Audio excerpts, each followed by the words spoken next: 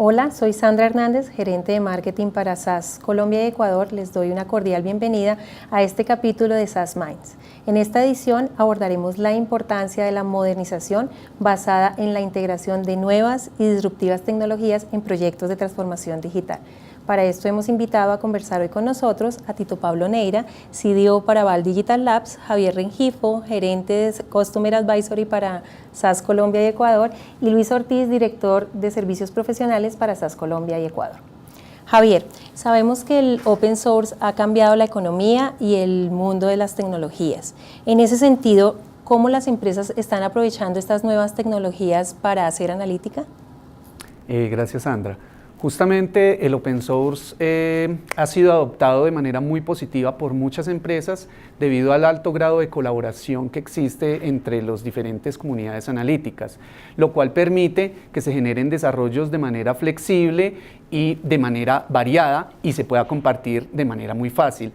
Sin embargo, esto también conlleva algunos factores a considerar, por ejemplo, la generación de silos analíticos y silos de datos, la falta de gobierno en la puesta en producción de los modelos analíticos, la complejidad en la administración de los códigos, también en algunos casos la falta de seguridad en la información y la falta de auditoría en los modelos. Es por esto que las empresas han visto la necesidad de contar con plataformas que les permitan administrar todos estos modelos que se desarrollan en diferentes lenguajes de programación por las diferentes comunidades analíticas, de tal forma de que puedan tener una trazabilidad y un gobierno para la puesta en producción de los modelos. SAS ha visto esta necesidad en muchas empresas y lo que ha logrado es contar con una plataforma analítica robusta que le permita abrazar el open source, de tal forma de que tú puedas administrar el ciclo de vida completo de la analítica, desde la colección de los datos, pasando por el desarrollo de los modelos, sin importar el lenguaje de programación que se haga. Puede ser Python, puede ser R, puede ser Java, puede ser cualquier lenguaje de programación, pero después dando las capacidades necesarias para poder administrar, gobernar y colocar en producción estos modelos de tal forma de que se mejore la flexibilidad, la agilidad y se obtengan mejores resultados para las empresas. Gracias, Javier. Tito, desde su perspectiva, ¿qué considera necesario para agilizar la adopción de capacidades de inteligencia artificial dentro del marco de un proyecto de transformación digital? Sandra, gracias por la pregunta.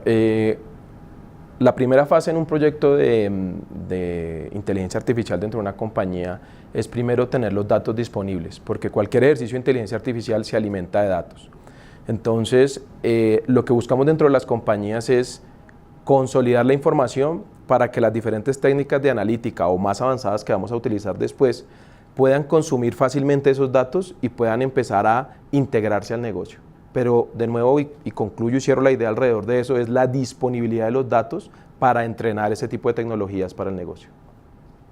Por otra parte, en su experiencia en el liderazgo de laboratorios digitales, ¿cuáles considera que son las características de una plataforma analítica moderna? Bueno, en los laboratorios que he trabajado digamos con las iniciativas de data y analítica, porque dentro de los laboratorios hay pues diferentes iniciativas. En esas iniciativas, para mí, digamos, en esos procesos lo primero son las personas. O sea, tener el personal capacitado, tener las personas que conozcan de las tecnologías y adoptar los procesos alrededor de las tecnologías. Cuando uno adopta esos procesos alrededor de las tecnologías y tiene las personas, pues puede llegar a utilizar de una mejor manera esas nuevas capacidades. Un error típico de muchas empresas es primero adquirir las capacidades tecnológicas sin tener los equipos necesarios o los procesos necesarios para que el negocio pueda aprovechar esas nuevas capacidades analíticas.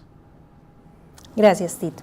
Finalmente, Luis, a medida que la analítica está más involucrada en los procesos de misión crítica, ¿cuál considera que podría ser una estrategia para mitigar los posibles riesgos del core de la operación? Sandra, mira, De acuerdo a lo que bien menciona Tito, este tema tiene que verse, o estos desafíos, o este tipo de cosas que generan la confluencia de tres grandes fuerzas tecnológicas como son nube, Big Data y analítica, tienen que verse en el marco de una estrategia más corporativa y empresarial que más que una estrategia tecnológica, ¿sí? Desde ese punto de vista, lo ideal es nosotros poder establecer desde el principio un plan bien establecido que nos permita o que le permita a las personas participantes del cliente, digamos, empezar a emprender un camino hacia la transformación hacia la nube, llevándose de la mano todas esas tecnologías. Si uno revisa en el mercado muchas investigaciones de muchas compañías consultoras, uno se da cuenta que un gran porcentaje, por ejemplo, de las personas tomadoras de decisiones en términos de transformación digital y temas hacia la nube, una de las premisas más importantes que ven es el ahorro en los costos, ¿sí? Resulta que si uno parte con esa premisa y inicia un proceso de transformación donde todo lo nuevo que salga en términos de iniciativas en el negocio es cloud first, es decir, cualquier iniciativa nueva que salga, primero consideremos la nube, corremos el riesgo de que las expectativas de esos tomadores de decisiones no se cumplan en el tiempo que ellos esperan, porque pretenden tener ahorros de manera inmediata.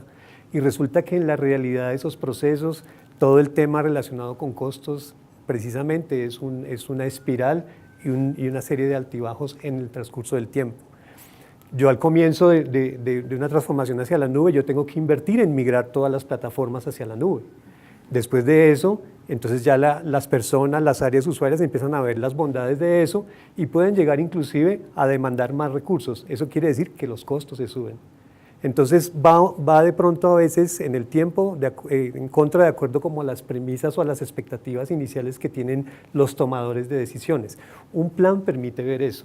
Un plan me permite a mí establecer métricas, establecer KPIs para determinar en qué momento yo voy a tener retorno en esa inversión, en qué momento yo tengo que llegar a establecer optimización en los temas de nube con respecto a mis plataformas. E incluso puede llegarse a la decisión de repatriar esos aplicativos que están actualmente en una nube pública o privada a nubes o ambientes de nube propios. ¿Sí? Gracias, Tito. En este contexto donde hemos hablado de open source, nube y transformación digital, ¿cómo concluiría que la analítica puede aportar mayor valor al negocio? Sandra, normalmente los procesos de transformación digital y el objetivo de los labs siempre es basarse o entender mejor el cliente, entender la experiencia del usuario, entender sus necesidades y desarrollar soluciones digitales que se adapten a las necesidades del cliente.